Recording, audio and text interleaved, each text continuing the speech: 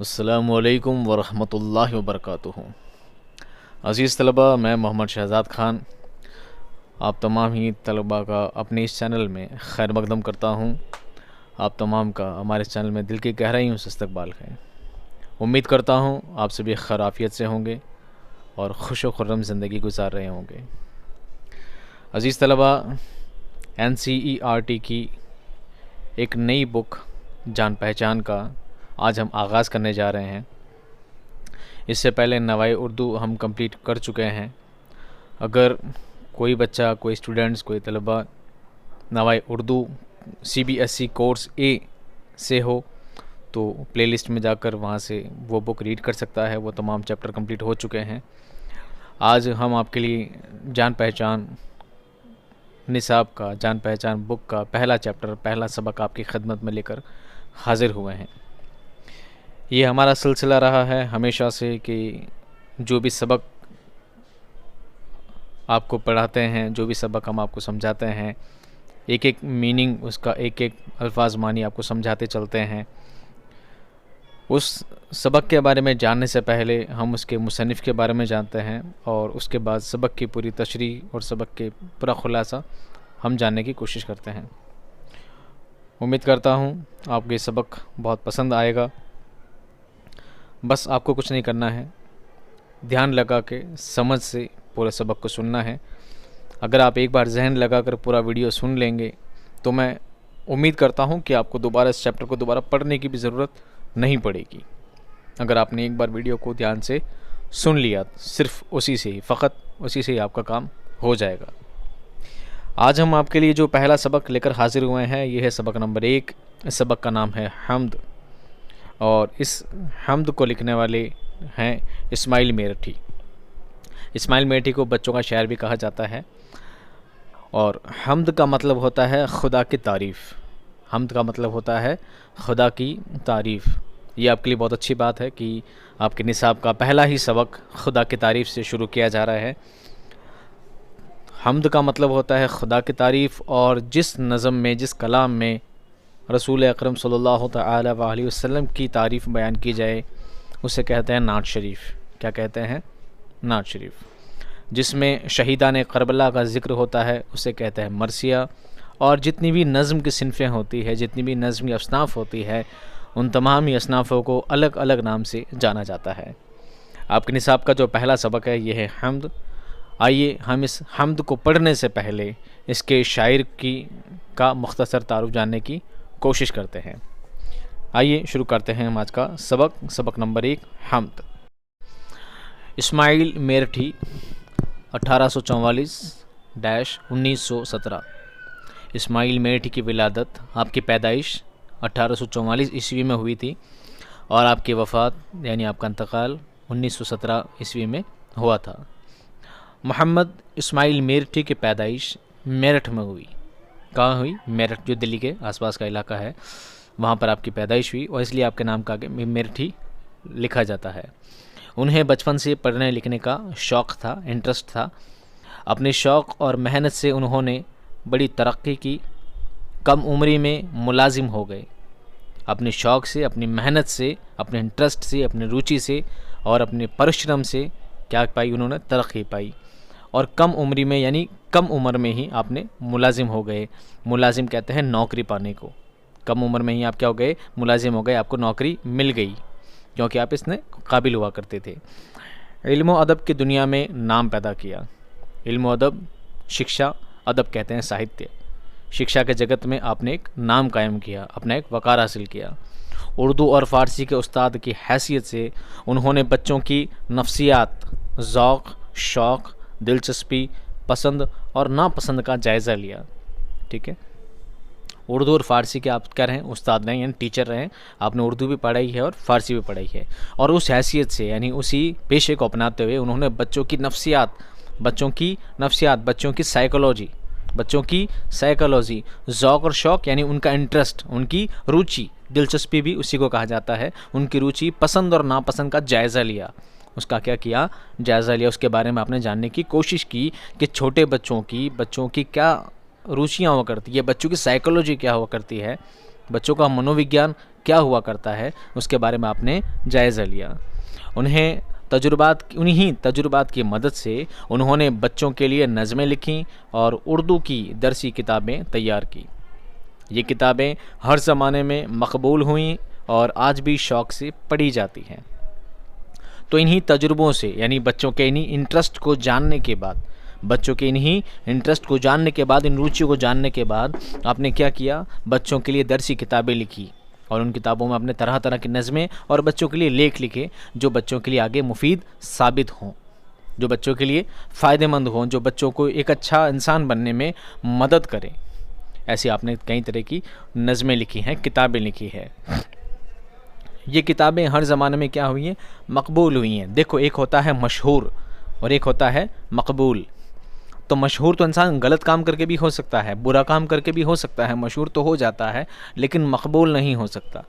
तो आप मकबूल इंसान होता है अच्छा काम करके। तो आपकी किताबें क्या हुई हैं, मकबूल हुई हैं, बहुत ज़्यादा फेमस हुई हैं और आज भी शौक़ और शौक़ से, आज भी इंटरेस्ट के साथ आपकी किताबें पढ़ी जाती है और उसका एक जीता जागता नमूना आपकी किताब में है।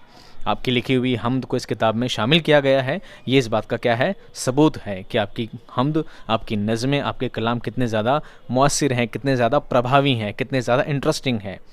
ठीक है, 1917 के में आपकी वफ़ात हुई थी, 1844 में आपकी पैदाइश हुई थी। सोचिए 100 साल 150 साल पहले का ज़माना था जब आपने ये सब कुछ लिखा था और तब की बातें आज तक पढ़ी जा रही हैं। तो जाहिर सी बात है उनके कलाम बहुत ज़्यादा अहम रहे हैं। आगे देखिए, इस्माइल मेरठी ने इन किताबों में आसान और सलीस ज़बान इस्तेमाल की है।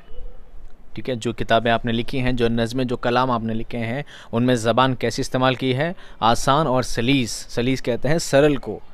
बहुत सादा ज़बान आपने इस्तेमाल की है ताकि बच्चे ऐसे आसानी से पढ़ के समझ सकें। बच्चों के मिजाज और उनकी ज़हनी ज़रूरतों का ख़ास ख्याल रखा है।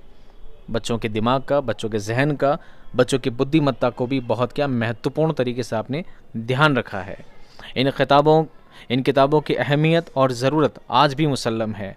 आज भी इन किताबों की हमें बहुत ज़्यादा ज़रूरत है और ये आज भी राइज़ है। आज भी किताबें, उनका कलाम आज भी पढ़ाए जाते हैं। छोटी छोटी बातों से बड़े नताइज पैदा करना इस्माइल मेरठी का ख़ास अंदाज़ है। छोटी छोटी बातों से बड़े नताइज जमा है नतीजे की, नतीजा वाहिद है, नताइज उसकी जमा है, एक वचन और बहुवचन। नतीजा कहते हैं परिणाम को। तो छोटी छोटी बातों से बड़े बड़े परिणाम आपने निकाले हैं। किससे? अपने कलाम से, अपने इस फ़न से। और ये उनका ख़ास अंदाज़ रहा है, उनके लिखने का ढंग रहा है। बिलाशुबा इसमें कोई शक नहीं, बिलाशुबा मतलब इसमें कोई शक नहीं कि वो आज भी बच्चों के सबसे पसंदीदा और अहम अदीब हैं।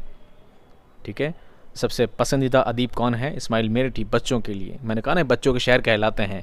इनके कलाम बहुत ज़्यादा खूबसूरत हैं, बहुत ज़्यादा रुचिकर हैं, बहुत इंटरेस्टिंग हैं और बच्चों को आपके कलाम बहुत ही ज़्यादा पसंद आते हैं।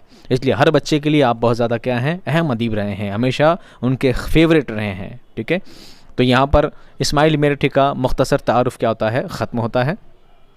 अब हम पढ़ते हैं उनकी हम्द, जो कि इस निसाब में शामिल की गई है। इस हम्द में कुल 6 अशआर लिए गए हैं।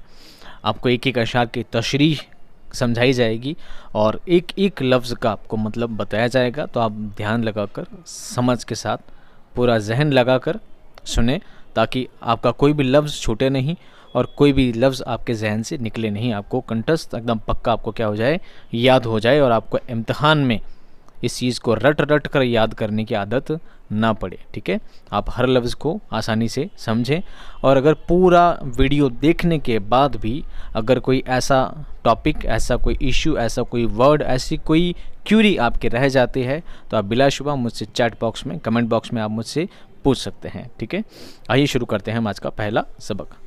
हम्द, तारीफ़ उस खुदा की जिसने जहां बनाया, कैसी ज़मीं बनाई, क्या आसमां बनाया।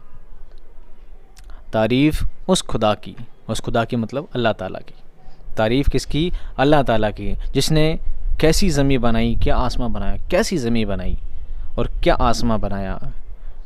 क्या आसमां से मतलब ऐसा नहीं कि क्या आसमान बनाया, कि यहाँ पर क्या आसमान से मतलब है।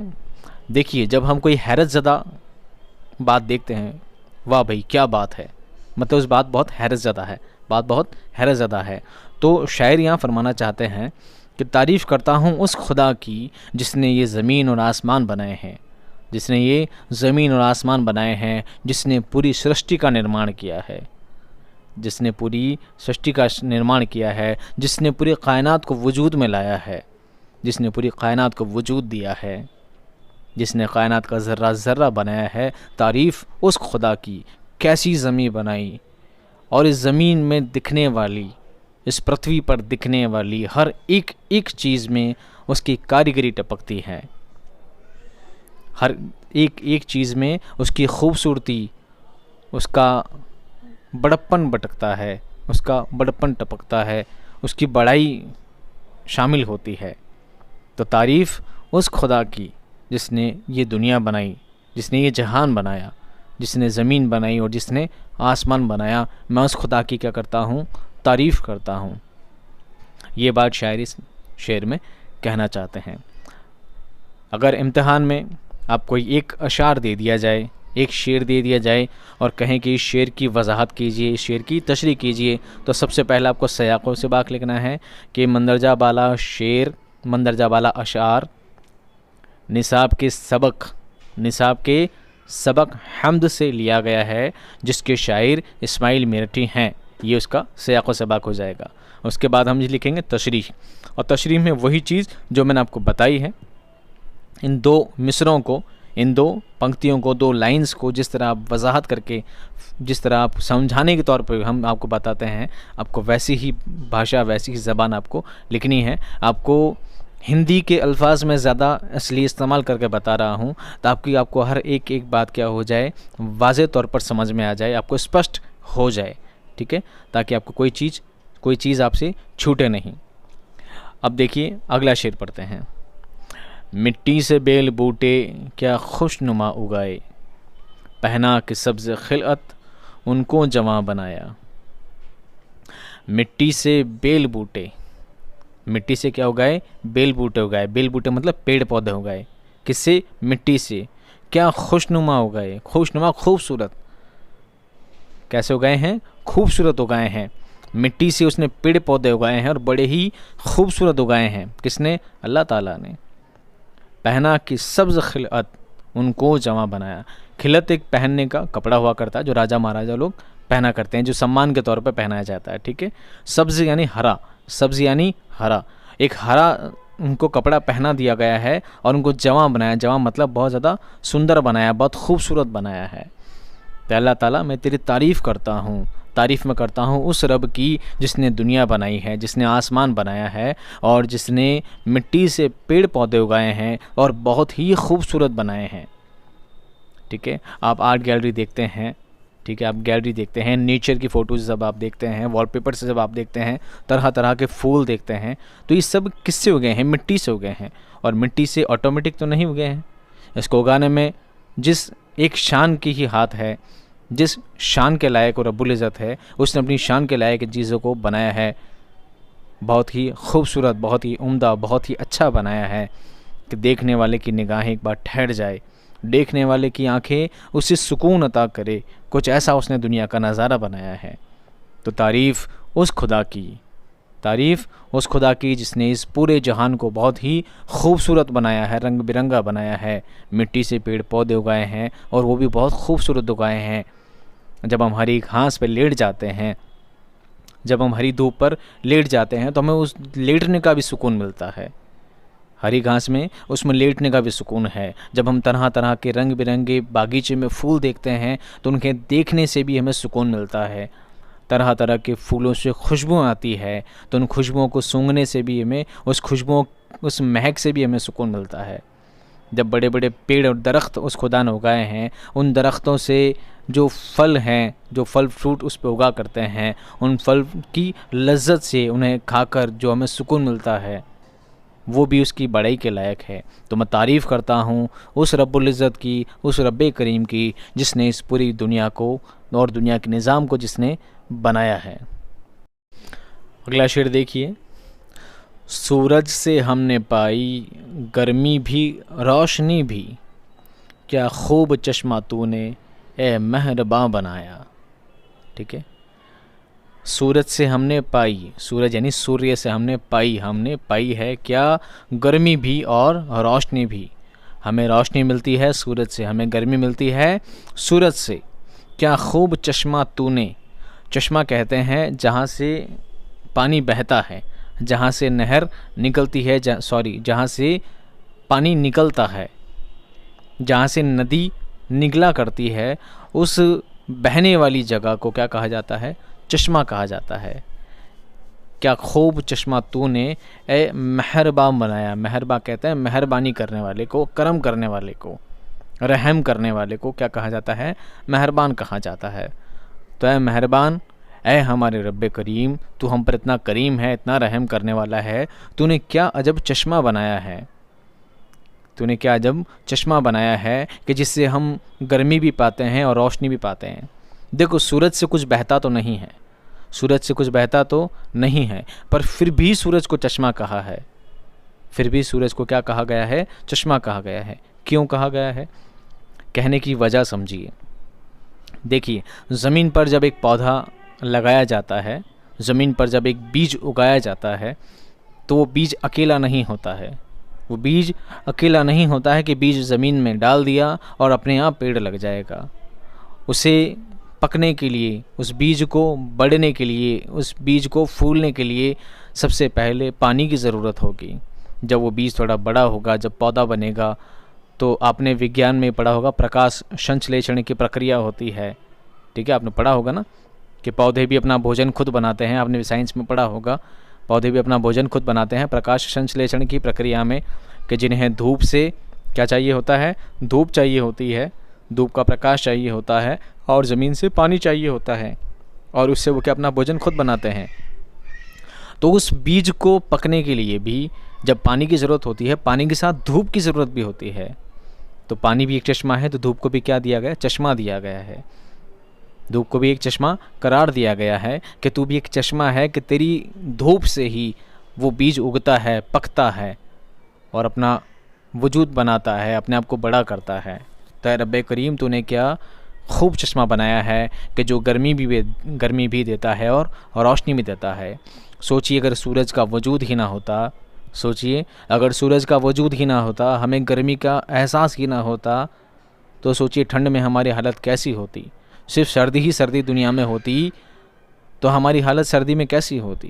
तो अल्लाह ताला ने सूरज का निज़ाम बनाया, जिससे हमें धूप भी मिली, हमें उजाला मिला, हमें रोशनी मिली, और हमें उससे गर्मी भी हासिल हुई। तो तारीफ़ उस कुदरत वाले की, तारीफ़ उस करम वाले की जिसने दुनिया बनाई, जहान बनाया, ज़मीन बनाई, आसमान बनाया, जिसने मिट्टी से पेड़ पौधे उगाए, और तारीफ़ उस खुदा की जिसने एक ऐसा सूरज बनाया जो हमें गर्मी भी देता है, रोशनी भी देता है, और वही है जो हमारी फसलें पकाता है और हमें अनाज मुहैया कराता है। हालांकि हर चीज़ मुहैया कराने का ज़िम्मा है खुदा रब्बुल इज़्ज़त का, लेकिन एक ज़रिया है, वो एक ज़रिया है उनके कामों के लिए। देखिए अगला शेर देखिए, ये प्यारी प्यारी चिड़ियाँ फिरती हैं जो चहकती, कुदरत ने तेरी इनको तस्बीह खां बनाया। आगे शेर क्या फरमाते हैं कि ये जो प्यारी प्यारी चिड़ियाँ हैं, ये जो प्यारी प्यारी चिड़ियाँ हैं, फिरती हैं, इधर उधर उड़ती हैं, चहकती हैं। चिड़ियों का बोलना चहकना कहलाता है। ये चिड़ियाँ जो चहकती हैं, कुदरत ने तेरी, यानी तेरे बनाने की ढंग ने, तूने इनको ऐसा बनाया है, तेरी कुदरत ने इनको ऐसा बनाया है, इनको तस्बीह खां बनाया है। तस्बीह खां कहते हैं तस्बीह पढ़ने वाले को, तस्बीह पढ़ने वाले को, और तस्बीह कहते हैं खुदा का नाम लेना। खुदा का नाम लेना क्या कहलाता है, तस्बीह पढ़ना। जैसे हम नमाज के बाद पढ़ते हैं ना, सुभान अल्लाह, अल्हम्दुलिल्लाह, अल्लाहु अकबर, ये क्या है, तस्बीह है। क्या है, तस्बीह है। तो तेरी कुदरत ने इस चिड़ियों को जो चहचहाती हैं, ये हमें तो ऐसा लगता है चहचहाती है, लेकिन असल में ये क्या है, इनको तूने तस्बीह खां बनाया है। हर चरिंदो परिंद क्या करता है, हर वक्त खुदा का नाम लिया करता है। तो तेरी कुदरत ने इनको कितना खूबसूरत बनाया है, इनकी चहचहाहट से हमें सुकून मिलता है। और असल में ये चहचहाना कुछ नहीं बल्कि तेरी तस्बीह है। तो तेरा नाम लिया करते हैं और तेरा नाम इस अल्फाज में, इस ज़बान में सुनकर भी हमें बड़ी सुकून हासिल होता है। ये शायर ने इस ज़बान में, इस अशार में क्या किया है, बयान किया है, आपको समझाने की कोशिश की है। रहमत से तेरी क्या क्या है नेमतें मुयस्सर, इन नेमतों का तुझको है कदरदा बनाया। आगे शायर क्या फरमाते हैं, रहमत से तेरी, यानी तूने रहमत की है, तूने हम पर रहम किया है। तेरी क्या क्या है नेमतें मुयस्सर, नेमत कहते हैं कृपा को, हिंदी में जिसे कहते हैं कृपा को। मुयस्सर कहते हैं उपलब्ध होना, मुयस्सर यानी हासिल होना, उपलब्ध होना, अवेलेबल होना। हमें जो नेमतें हासिल हुई हैं, हमें जो ऊपर वाले की नेमतें हासिल हुई हैं, किससे हुई, उसकी रहमत से हुई हैं। उसने हम पर रहम किया है, जो हमें ये नेमतें क्या हुई है, हासिल हुई हैं। इन नेमतों का तुझको है कदरदा बनाया। कदरदा कहते हैं कदर करने वाले को, कदर करने वाले को, यानी अल्लाह ताला ने दुनिया में हर चीज़ का निज़ाम बनाया है और हर चीज़ को एक नेमत बनाई है। और हमें किस लिए बनाया है, उन नेमतों का कदरदा बनाने के लिए, कि हम उसके नेमत की कदर करें कि तूने क्या चीज़ बनाई है रब्बुल इज़्ज़त। और कदर करने का मतलब हम उसका शुक्र अदा करें, हम उसका शुक्र अदा करें, हम उसकी बड़ाई बोलें कि ए रब्बुल इज़्ज़त तूने दुनिया का निज़ाम कितना खूबसूरत बनाया है। उसने जो जो हमें नेमतें अता की है, जो जो हमें नेमतें मुयस्सर हुई हैं, जो जो नेमतें हमें अवेलेबल हुई हैं, उपलब्ध हुई है, तो हमारा काम है कि उन नेमतों पर क्या करें, अल्लाह ताला का शुक्र अदा करें। सोचिए दुनिया में पानी ना होता तुम्हारी ज़िंदगी कैसे चलती। सोचिए दुनिया में आग ना होती तो दुनिया कैसे चलती। सोचिए पेड़ पौधे ना होते तो दुनिया कैसे चलती। ये निज़ाम रुक सा जाता, ये निज़ाम रुक सा जाता। तो उस अल्लाह ताला ने हम पर रहमत की है, उस अल्लाह ताला ने हम पर रहम किया है, उस अल्लाह ताला ने हम पर रहम किया है कि उसने हमारे लिए ज़मीन बनाई, आसमान बनाए, उसने हमारे लिए बारिशें बनाई, उसने हमारे लिए पेड़ पौधे बनाए, दुनिया बनाई, वजूद बनाया, हर चीज़ का हमें उससे फ़ायदा हासिल करने के लिए, हमें उससे फ़ायदा हासिल करने के लिए। और ये तमाम फ़ायदे हासिल करके हमारा फ़र्ज़ है, हमारा ऐन फ़रीज़ा है कि हम क्या करें, उसकी हर नेमत का शुक्र अदा करें। बेशक अल्लाह ताला शुक्र करने वालों और सब्र करने वालों को पसंद करता है। तो अपनी परेशानियों में हम अल्लाह ताला से ये चाहते हैं कि हम अपने परेशानियों में सब्र करें, और जब हमें कुछ अता करे तो हम उसका क्या करें, शुक्र अदा करें। तो रहमत से तेरी क्या क्या है नेमतें मुयस्सर, तेरी रहमत से हमें क्या क्या नेमतें मुयस्सर नहीं है, तूने हर चीज़ हमें अता की है, हर नेमत हमें अता की है। इन नेमतों का तुझको है कदरदा बनाया, और हमें बनाया है उन नेमतों का कदर करने के लिए, उन नेमतों पर तेरा शुक्र करने के लिए। तो ऐ रब्बुल इज़्ज़त मैं तेरी तारीफ़ करता हूँ, तारीफ़ करता हूँ मैं उस खुदा की, तारीफ़ करता हूँ उस अल्लाह ताला की कि जिसने पूरी दुनिया बनाई है। ठीक है, आखिरी शेर सुनिए, हर चीज़ से है तेरी कारीगरी टपकती, ये कारखाना तूने कब रायगा बनाया। हर चीज़ से है तेरी कारीगरी, कारीगरी कहते हैं काम करने के ढंग को। ठीक है, बड़ी कलाकृति वाला जो काम होता है, एडवेंचरेबल, बहुत ही इंटरेस्टिंग, बहुत ज़्यादा आकर्षक, बहुत ज़्यादा आकर्षक, बहुत ज़्यादा आश्चर्य वाली चीज़ें तूने बनाई हैं। ये कारखाना तूने, कारखाना कहते हैं जहाँ पर काम किया जाता है, जहाँ पर काम किया जाता है, जिसको इंग्लिश में फैक्ट्री भी कह सकते हैं, कि दुनिया क्या एक फैक्ट्री है, ये दुनिया क्या है, एक फैक्ट्री है। तो ये दुनिया को तूने कब रायगा बनाया, रायगा कहते हैं बेफजूल, ये दुनिया को तूने कब रायगा बनाया, तूने दुनिया को फिजूल थोड़ी बनाया है। हर चीज़ से तेरी कारीगरी टपकती है, हर चीज़ से क्या है, तेरी कारीगरी टपकती है। अब इस बात को आप समझे, कारीगरी टपकने से मुराद क्या है। देखिए, आप एक बागीचे में गए और आपने तरह तरह के फूल देखे, कोई फूल गुलाब का है, कोई चमेली का है, कोई क्या है, कोई कैसा है, कोई कैसा है, किसी का रंग कैसा, किसी का रंग कैसा, देखकर आंखों को लुभा जाए, देखकर आंखों को लुभा जाए, आंखों को पसंद आ जाए। हर एक फूल किसी इंसान ने नहीं बनाया, किसी इंसान ने नहीं बनाया, उसको बनाने वाली ज़ात है सिर्फ अल्लाह ताला। उसको बनाने वाली ज़ात कौन है, सिर्फ अल्लाह ताला। तो अल्लाह ताला ने कैसे रंग बिरंगे फूल बनाए हैं कि देखने में भी बड़ा हैरत ज़दा करते हैं कि अल्लाह ताला ने कितनी खूबसूरत चीज़ें बनाई हैं। तो हर चीज़ से तेरी कारीगरी टपकती है कि इंसान ऐसी चीज़ बना ही नहीं सकता। बेशक इंसान कुछ नहीं बना सकता, जब तक अल्लाह ताला उसे हिदायत ना दे, जब तक अल्लाह ताला उसे सलाहियत ना दे। लेकिन दुनिया का हर निज़ाम, दुनिया की हर चीज़ बनाने वाली ज़ात सिर्फ अल्लाह ताला है। आपने सनसेट देखे होंगे, आपने बड़ी बड़ी पहाड़ियाँ देखी होंगी, बड़े बड़े झरने देखे होंगे। ये सब क्या है? इंसानों ने नहीं बनाए हैं, ये बनाने वाली ज़ात अल्लाह ताला। तो अल्लाह ताला ने जो भी चीज़ बनाई है उसकी हर चीज़ से क्या टपकती है? कारीगरी टपकती है। देखिए, आपने ताजमहल देखा होगा, रियल में नहीं तो कम से कम फ़ोटो में देखा होगा। कहते हैं ताजमहल बहुत खूबसूरत नज़र आता है, और जाहिर सी बात है ताजमहल बहुत खूबसूरत नज़र आता है। तो उसकी कारीगरी इतनी खूबसूरत नज़र आती है कि उसे दुनिया के 7 अजूबों में शामिल किया जाता है। क्यों किया जाता है? वो इतनी खूबसूरत चीज़ बनाई गई है, वो इमारत इतनी ज़्यादा खूबसूरत है कि उसे दुनिया के 7 अजूबों में शामिल किया जाता है। लेकिन अल्लाह ताला की चीज़ें क्या है? तो अल्लाह ताला की कारीगरी टपकती है। वो जो चीज़ें जो अल्लाह ताला ने बनाई हैं उनसे उसकी कारीगरी टपकती है। जिस तरह इंसान की एक चीज़ इतनी ज़्यादा अनोखी हो जाती है कि वो 7 अजूबों में शामिल कर ली जाती है, तो अल्लाह ताला की चीज़ें तो बेशक वो अल्लाह ताला है, वो बड़ी शान वाला है, बड़ी हिकमत वाला है, बड़ी बरकत वाला है, वो सब कुछ है। उसी ने पूरी दुनिया का निज़ाम बनाया है, पूरी दुनिया का निज़ाम चलाया है, वो सब कुछ जानता है, सब कुछ करने वाला है। ठीक है, तो उसकी कारीगरी टपकती है उसके हर काम से, उसकी हर चीज़ से। वो बड़ा कारीगर वाला है, बड़ा कारसाज है। ये इस शेर में आपको समझाया गया है इस्माइल मेरठी, जिन्होंने ये हम्द को लिखा है।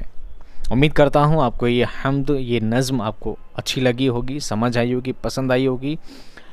अगर आपको वीडियो पसंद आता है तो आप सिर्फ खुद ना देखें बल्कि अपने दोस्तों तक ज़रूर पहुँचाएँ, ताकि वो भी इससे फ़ायदा हासिल कर सकें। ठीक है, आपका सिर्फ यही ज़िम्मा है। अगर इस वीडियो में ऐसी कोई बात, ऐसी कोई क्यूरी आपके रह जाए तो आप कमेंट बॉक्स में मुझसे जुड़ सकते हैं। आप चाहें तो मेरे व्हाट्सएप ग्रुप पे, इंस्टा पे, जहाँ से भी चाहें आप मुझसे रब्ता कर सकते हैं, ताकि आप एग्ज़ाम में, अपने इम्तिहान में बेहतर से बेहतर नंबर ला सकें। आप अपने हर सवालात, उर्दू से रिलेटेड कोई भी सवालात आप मुझसे कर सकते हैं। मेरा सिर्फ यही काम है कि मैं आपकी उर्दू वाली कोई भी क्यूरी हो तो आपकी क्यूरी को दूर कर सकूं, यही बस मेरा काम है। चलिए, मिलता हूँ मैं आपसे अगले वीडियो में बहुत ही जल्द।